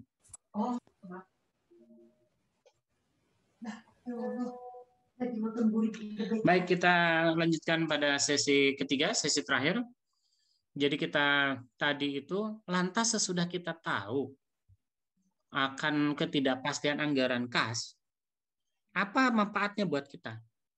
Manfaatnya adalah soal strategi keuangan tadi, strategi pembiayaan. Jadi berapa sih banyaknya kita boleh minjem gitu? Berapa lama sih kita harus minjem? Itu tergantung dengan ketidakpastian anggaran kas. Ketidakpastian ini dalam bentuk deviasi dari anggaran akan kita ketemu berapa persen kemungkinan penyimpangan. Jadi kalau kita sudah menganggarkan, kemudian ada penyimpangan, berapa persen penyimpangan itu terjadi? Artinya kalau kita kemudian mencari pendanaan eksternal, tahu sekarang kita harus cari pinjaman berapa. Misalkan tahun ini kita akan membuat proyek beberapa yang kira-kira membutuhkan uang sekitar 150 juta. Apakah kita akan meminjam dengan uang 150 juta? Jangan. Buat proyeksi kegagalan. Kira-kira kalau gagal proyek ini tidak sesuai dengan harapan, berapa persen kemungkinan ketidaksesuaiannya itu? Nah, diukurnya dengan ketidakpastian anggaran kas. Kalau tadi ketidakpastian ukurannya 5%, biasanya kalaupun nggak ada itu biasanya 2,5% pasti dianggarkan. Jadi kalaupun misalkan kita yakin 100% proyeknya berhasil, tetap 2,5% biasanya dianggarkan. Jadi nanti pinjaman eksternalnya ya 100% tambah 2,5% tadi itu. Itu caranya, gunanya untuk menyusun anggaran kas itu ya. Itu gunanya juga mendapatkan ketidakpastian anggaran kas. Saudara sekalian, dari cerita saya sepanjang hari ini, ada 2 poin penting yang harus Anda catat. Pertama, bahwa yang paling penting di dalam tugas Anda menjadi manajer keuangan adalah memperhatikan pola keuangan perusahaan Anda, pola cash flow, pola uang masuk dan keluar. Buat polanya, buat perkiraan. Pola itu artinya begini, sesudah 1, 2, 3, maka berikutnya 4. Sesudah 1, 2, 4, maka berikutnya 6. Nah, di tempat Anda, bulan ini akan menerima uang berapa, bulan depan akan menerima uang berapa, bulan berikutnya kira-kira akan menerima berapa. Cari polanya, bagaimana pola keuangannya terbentuk, itu yang harus Anda cari. Kedua, Anda harus memastikan apa yang menyebabkan perlambatan atau percepatan dari apa yang Anda perkiraan tadi. Jadi poin penting di dalam tugas kita sebagai manajer keuangan adalah memastikan bagaimana sebuah anggaran bisa lebih cepat terjadi atau lebih lambat terjadi. Di mana kita dapat dari polanya? Dari sini kita tahu bahwa Anda akan sangat bagus menjadi manajer keuangan, terutama kalau Anda punya datanya. Itulah sebabnya selama bertahun-tahun MKS berdiri, saya tidak melihat bank data. Jadi misalkan begini, coba bayangkan Pak Turahman begini. Pak Turahman sekarang menjadi mahasiswa tahun berapa sih kamu, Man? Oke, 2018. Nah, mahasiswa berikutnya 2019 ketika dapat tugas lagi dari saya, apakah dia harus cari lagi 5 tahun? Man? Kenapa? Setahun. Itu pinter. Ngerti nggak maksud saya? Saya sudah ngelihat tahun ini, kok ngapain nyari lagi? Bukankah ada dari tahun sebelumnya? Masalahnya ternyata pada tahun sebelumnya, mahasiswa-mahasiswa yang sudah lulus itu nggak ngasih juga datanya. Nah, oleh karena itu, maka Prodi, dalam hal ini saya, pemangku mata kuliah, harus mengumpulkan data itu. Dan data itu akan menjadi data publik. Jadi kalau mahasiswa nanti, misalkan Lutfi kamu skripsi mau ngomong apa sih, Pi? Saya harga minyak, Pak, rencananya. Harga minyak? Perusahaan minyak? Enggak, perusahaannya transportasi, Pak. Oke, perusahaannya transportasi. Nanti kamu mungkin akan menghitung berapa determinasi harga minyak di pasaran internasional dan pasaran lokal mempengaruhi laba pada perusahaan transportasi. Kira-kira begitu? Iya, Pak. Nah, berarti kan yang dibutuhkan variabel internalnya atau variabel fundamentalnya itu kan data perusahaan transportasi di Indonesia. Kalau misalkan datanya sudah ada di saya nih, gara-gara mata kuliah analisis laporan keuangan, Lutfi kan tinggal minta ke saya, Pak, bolehkah minta saya link? Selesai kan? Nanti adik kelas Lutfi kan dipaksa sama dosennya, nggak boleh datanya, nggak boleh cuman data tahun lalu, harus misalkan 5 tahun yang akan datang, dia cuma nambah 1. Ngerti nggak kegunaannya sekarang? Itu sebabnya saya berharap proyek ini adalah proyek yang akan menjadi keberkahan bagi Anda, begitupun keberkahan buat Prodi di masa yang akan datang. Kita akan menjadi satu-satunya Prodi yang memiliki data bank data yang lengkap gitu kan, keren juga tuh. Prodi MKS memiliki bank data. Seingat saya dulu ada yang pernah menginisiasi ini. Yang pernah menginisiasi ini Prof. Jugianto. Tapi nggak lanjut. Jadi Perjogi itu dulu saya pernah minta data tentang data harian saham. Punya dia, hebat sekali. Karena waktu itu, waktu saya melakukan riset tentang dividen tahun 2013-14, itu data keuangan yang ada di pasar itu hanya 2 tahun. 2-3 tahun lah. 3 tahun itu agak susah. Sisanya harus bayar, man. Satu variabel data, kan karena saya meneliti seluruh perusahaan di Indonesia, satu variabel data itu paling murah 12,5 juta. Kan sayang gitu satu variabel. Sementara variabel penelitian saya 25 variabel. Jadi disertasi saya 25 variabel, gimana caranya, duit dari mana gitu. Akhirnya saya ngumpulin satu-satu tuh selama 3 bulan. Pak Jogi ngasihnya hanya data harga saham, sisanya saya kumpulin satu-satu. Selama 3 bulan saya masukin data laporan keuangan. Selesai. Dan selesai pas bulan Ramadan itu ya, karena bulan Ramadan nggak ada kegiatan, pekerjaan di kantor menurun, akhirnya tamat. Nah, bayangkan kalau mahasiswa S1 harus melakukan itu. 3 bulan hanya untuk kumpulin data aja kan berat.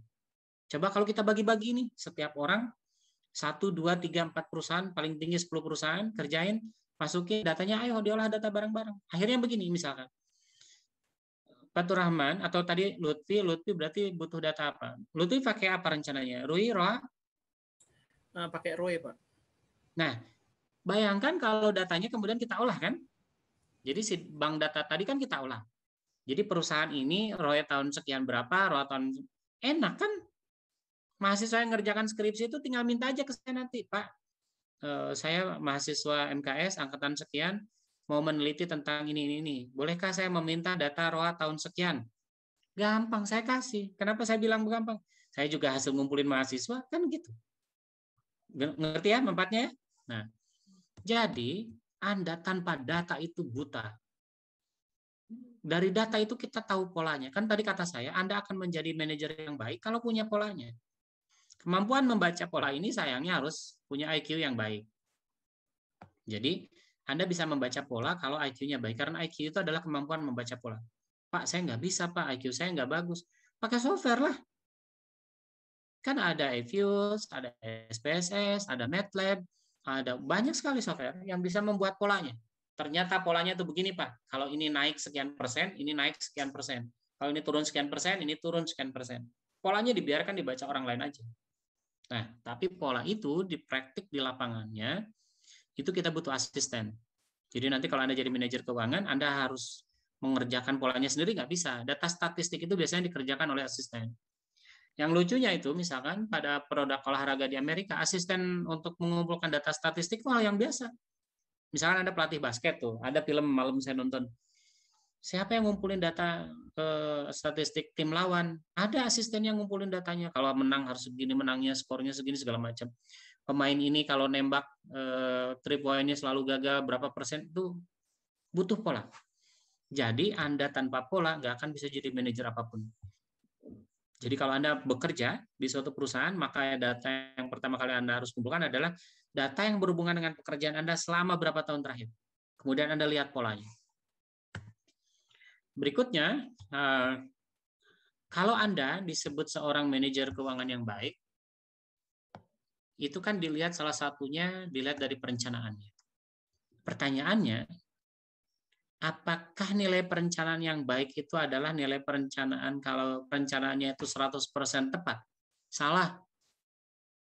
Jadi, perencanaan disebut baik atau tidak baik itu sangat tergantung oleh tindakan yang dilakukan oleh manajer untuk beradaptasi terhadap perubahan. Jadi kalau rencana itu menyimpang, nggak jadi masalah, bukan berarti rencana itu buruk.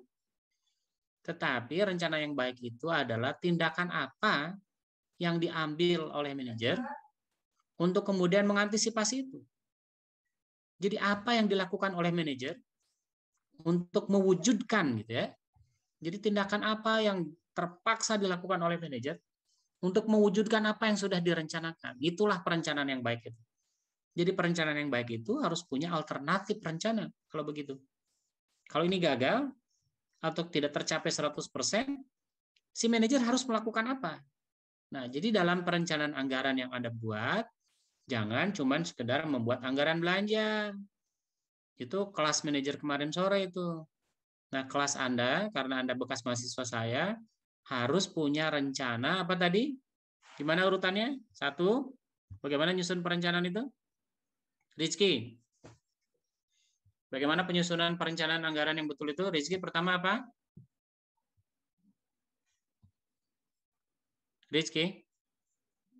Ya, kalau kameranya mati tuh gini nih. Nggak kelihatan mahasiswanya bangun atau enggak. Nyalain semua kamera, saya cek satu-satu. Ya, Pak. Ya, Rizky. Kayaknya tadi tiduran terus sekarang bangun itu. Kelihatan dari rambutnya acak-acakan. Oh, ini belum. Ayo Rizky, apa pertama kali yang kita lakukan sebagai manajer keuangan? Untuk menyusun memperhatikan pola uang, pola keuangan terbentuk. Bukan. Ayo ingat-ingat lagi. Pertama kali apa kata saya?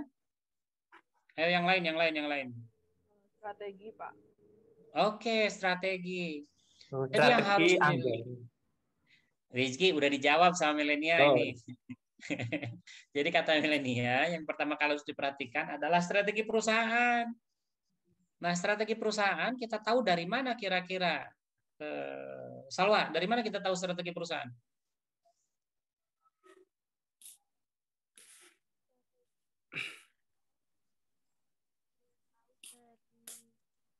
Salwa nggak ada suaranya. Strategi perusahaannya kita tahu dari tujuannya apa, mungkin dari visi misi. Tahu dari mana tujuan perusahaan? Visi misi, Pak. Nah, gitu. Jadi kita cek. Kita kan harus lihat strategi perusahaan. Kita cek strateginya. Lihat visi misinya, apa yang diharapkan di masa depan.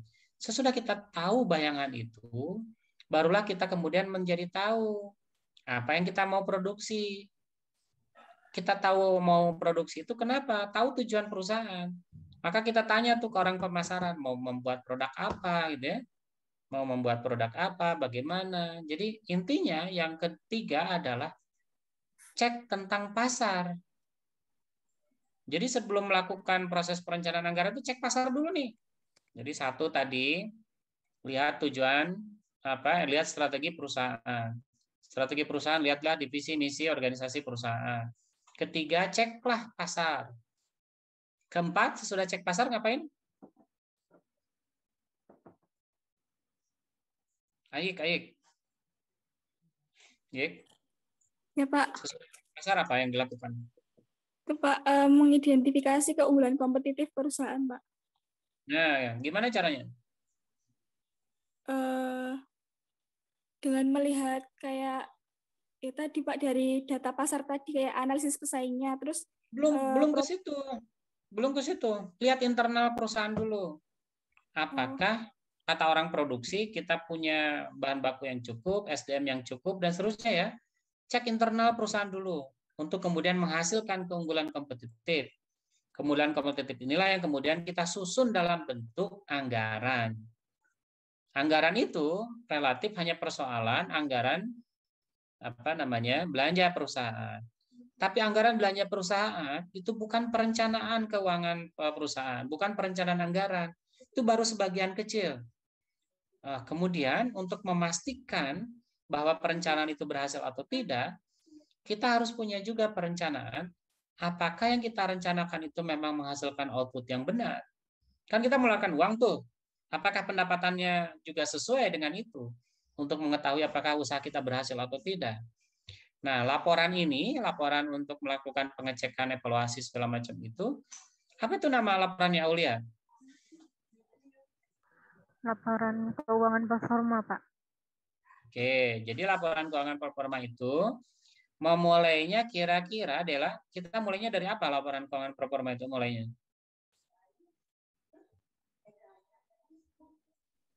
Membuat proyek cash flow mungkin, Pak. Ya, jadi pertama kita buat proyeksi cash flow. Dari proyeksi cash flow kita membuat proyeksi neraca, membuat proyeksi laba rugi, membuat proyeksi perubahan arus kas. Itulah alat kita untuk menyusun perencanaan itu. Nah, langkah-langkah itu yang Anda harus kerjakan. Jadi kalau Anda nanti bekerja di perusahaan hanya membuat anggaran belanja perusahaan itu salah.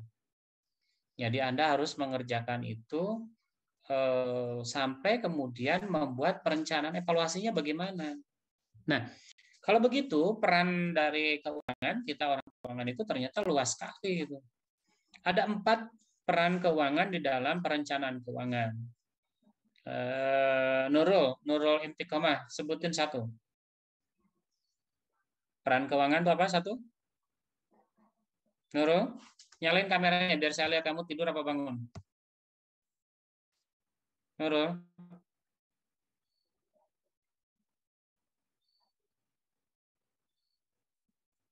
Oke, apa Nurul? Peran pertama?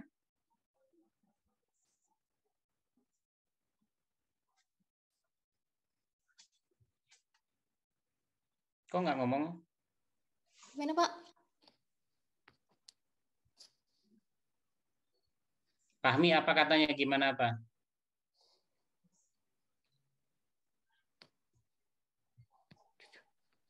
Peran apa Pak tadi? Ya, sama juga, Pi. Ya, Pak. Apa katanya, Pi? Pertanyaannya, Pi? Peran orang keuangan di dalam perusahaan itu apa aja? Ada 4 tadi. Ya, apa aja, Nurul? Itu merangkai, terus apa tuh? Merangkai itu apa? Jelasin. jawab. Merangkai itu apa maksudnya? Maksudnya merangkai strateginya itu, Pak. Merangkai proses perencanaan anggaran. Mulai tadi dari strategi, pemasaran, produksi, SDM, dan kembali lagi kita ke orang keuangan. Itu tugas peran utama itu yang pertama. Yang kedua, Inaya, peran kedua apa? Inaya, malah matanya aja bergerak-gerak. Ya Pak, agak putus-putus Pak, maaf Pak. Kenapa? Oke, peran kedua apa Inaya? Penanggung jawab menilai kelayakan untuk rencana strategis itu Pak yang tadi. Itu clear ya, mudah dipahami. Milenya udah. Afirsta, apa itu? Bacanya apa? Nama panggilannya apa ini? Afirin? Vita, Pak. Vita. Afirsta. Ini Afirsta. Berarti ibunya namanya Afi, bapaknya namanya Firman, Setia Abadi, gitu ya pasti namanya itu. Baru tahu ya. Bener nggak nama ibu bapaknya gitu? Harusnya ibunya namanya Afi, bapaknya namanya Firman. Biar setia abadi, kasihlah nama anaknya Afirsta. Oke, bisa apa? Peran ketiga. Fungsi kontrol, Pak. Gimana jelaskan bagaimana orang keuangan melakukan fungsi kontrol pada perencanaan keuangan? Dengan melihat arus kasnya. Oke. Ramadan. Halo? Ramadan? Iya, Pak. Oke, apa tuh peran keempat? Ya, Pak. Kontribusi keuangan, Pak. Kontribusi besar keuangan. Enggak. Peran keempat keuangan di dalam perencanaan keuangan. Apa tuh peran keempat?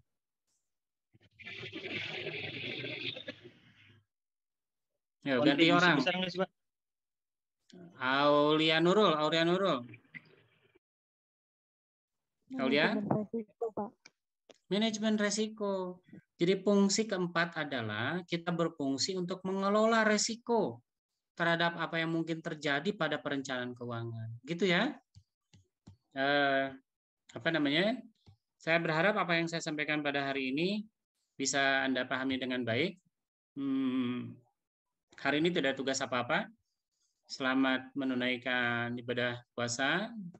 Ibadah puasa besok. Besok ya? Ada yang beda? Iya, Pak. Besok, Pak.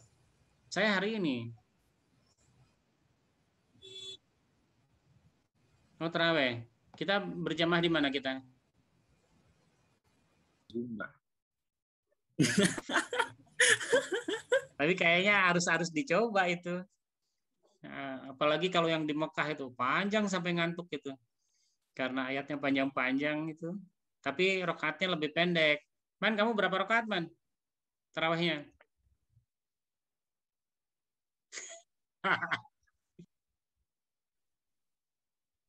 Oh, kamu di mana? Kamu orang Madura? Di Madura, tarawih berapa rakaat biasanya?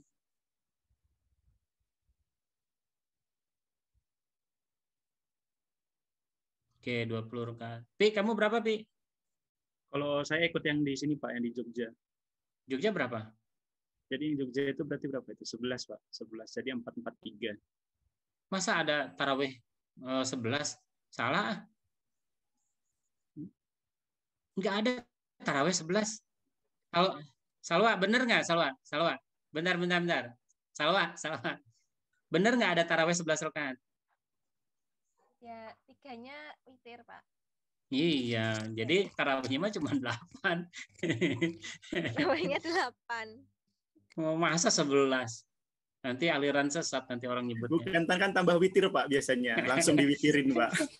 Oke, asal jangan 2 rakaat aja ya. Ya, sekarang kan masa pandemi nih. Pada tarawih di mana? Di masjid apa di rumah? Di masjid, Pak. Oke, buat Anda yang ini, Pi, kamu kos atau apa, Pi? Di rumah, Pak, ini, Pak. Di rumah, oke. Buat mereka yang bukan orang asli Jogja, yang sering keluar masuk Jogja, saran saya tidak melakukan tarawih di masjid. Karena Anda rentan mengganggu kesehatan orang Jogja asli. Kalau Anda memang nggak pernah keluar dari sejak pandemi, selalu ada di Jogja, Anda boleh sholat tarawih di Jogja, karena tidak akan mengganggu kesehatan orang Jogja. Jadi tolong jangan saling menularkan penyakit ya. Jadi buat Anda orang Jogja, nggak apa-apa sholat berjamaah di masjid, kalau Anda punya keyakinan bahwa yang berjamaah itu rata-rata memang orang Jogja. Tapi kalau ada kontaminasi orang Madura seperti Pak Rahman, suruh dia swab dulu. Nah, boleh sholat tarawih di masjid, tapi mana surat keterangan bebas COVID-nya? Gitu. Enak aja masuk ke masjid terus nyebarin penyakit. Hati-hati ya, dipastikan Anda semua sehat-sehat. Inaya sekarang di mana? Di Jogja? Di rumah, Pak. Baru pulang kemarin dari Jogja. Sekarang ada di mana? Di Kebumen. Nah, berarti kan Inayah tuh mungkin bawa penyakit dari Jogja ke Kebumen. Tahan diri, jangan tarawih sampai 14 hari kemudian. Kalau yakin sehat, 14 hari kemudian baru boleh ke masjid untuk tarawih. Mungkin Pak Rahman bilang gini, wah ini si Bapak aliran sesat nih, radikal. Kata Nabi, sholat tarawih itu yang diminta oleh Nabi di masjid 3 hari, Pak. Masa ini hari ke-15 kan gitu ya? Bukan apa-apa, karena Inayah baru dari luar kota. Inayah mungkin tampak sehat, tapi di dalamnya mungkin bawa penyakit. Tahan diri dulu, jangan ke masjid sampai 14 hari. Kalau kemarin berarti kan sisa 13 hari ya. Nah, hari ke-14, hari ke-15 baru boleh masuk masjid karena sudah yakin tidak bawa penyakit apa-apa. Sama yang lain begitu ya. Kalau ke masjid, cek-cek apakah Anda di lingkungan masjid yang relatif tidak ada orang asing keluar masuk. Karena sekarang sedang fase naik. Sekarang COVID sedang fase naik karena sekarang lagi fase vaksinasi. Jadi ketika orang divaksin itu imunitasnya sedang rendah. Jadi hati-hati Anda yang divaksin bukan berarti kemudian Anda sekarang imun, salah ya. Justru imunitasnya sedang dalam keadaan menurun sampai berapa hari kemudian nanti imunitasnya baru menguat. Jadi Anda cek-cek ya, pertimbangan betul-betul apakah akan sholat tarawih atau enggak. Tarawih itu sunnah. Membuat orang lain celaka itu haram. Jadi jangan belagu, bilang, wah saya nggak apa-apa, nggak peduli, terus Anda bawa penyakit, bikin orang sakit, itu haram, itu udah jelas, merugikan orang lain. Sementara tarawihnya sendiri sunnah. Jadi pekerjakanlah sesuatu sesuai dengan urutan kebaikannya. Ustadz Alvan nanti di mana ini? Tarawih? Di rumah, Pak. Kalau Ustadz Alvan ini gayanya gaya 212 ini. Nggak di tengah jalan kan? Enggak. Kalau di kelas ini nggak ada yang gini sih, kenapa ya? Padahal syarat orang muslim itu katanya kayak gini. Nggak kurang kemuslimannya kalau nggak ada ininya. Ini kan bersih-bersih itu. Nanti kalau Inayah nyari, Salwa nyari, cari yang gini. Jangan yang bersih ya, karena nggak sesuai dengan sunnah Nabi itu. Baik, saya berharap Oh, beda selera. Oke, baik. Nah, saudara sekalian, saya berharap Anda semua menjaga kesehatan. Kurangi jam belajar ya. Kurangi jam belajar, perbanyak baca buku. Jadi pada bulan Ramadan ini jangan banyak belajar, tapi banyaklah baca buku. Buat yang nggak ngerti, boleh nanti nanya ke saya, apa bedanya belajar sama baca buku. Oke, bulan Ramadan jaga kesehatan, jangan sampai sakit. Karena kita di masa pandemi, Anda sakit flu sedikit, bisa disebut COVID ya, dan itu berbahaya buat kesehatan Anda, karena kalau Anda masuk rumah sakit, Anda akan disatukan ke kelompok orang yang benar-benar COVID, padahal Anda belum tentu. Nah, itu bahayanya. Jadi usahakan sehat-sehat aja. Jaga kesehatan, banyak makan vitamin C, buah-buahan gitu ya. Kalau nggak ada, carilah di kebun tetangga, gampang ya. Yang penting ada solusi. Saya berharap kita akan ketemu pada kapan ya? Anda lulus kapan sih? Berapa semester lagi? Tahun, Pak. Akhir tahun, Pak. 2 semester lagi, Pak. Insya Allah. Wah, berarti nggak akan ketemu saya Lebaran yang akan datang ya?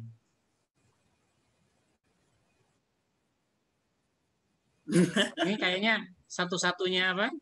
Satu-satunya angkatan yang nggak pernah nggak pernah buka bareng sama saya kayaknya. Nggak pernah ya? Wah, harus diselenggarakan ini. Belum, Pak. Saya belum pernah, Pak. Oh, yang sekali itu. Padahal kalau buka puasa bareng itu saya yang bayar itu. Waduh, tambah motivasi. Ayo. Anda pilih restorannya, saya yang bayar. Enggak lah, paling saya nyumbang berapa. Oke, sampai ketemu. Kita ketemu lagi ya hari Rabu. Oh ya, oke. Kita ketemu lagi tapi mata kuliah yang berbeda. Saya berharap hati-hati ini sudah mulai adiknya Fahmi. Kus. Sana dulu.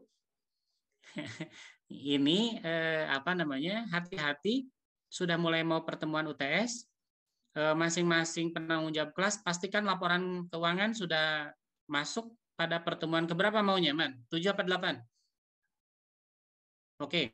Pada pertemuan ke-8 semua sektor industri itu harus bekerja sama dan penanggung jawab kelas harus memastikan tidak ada satupun sektor yang tidak selesai.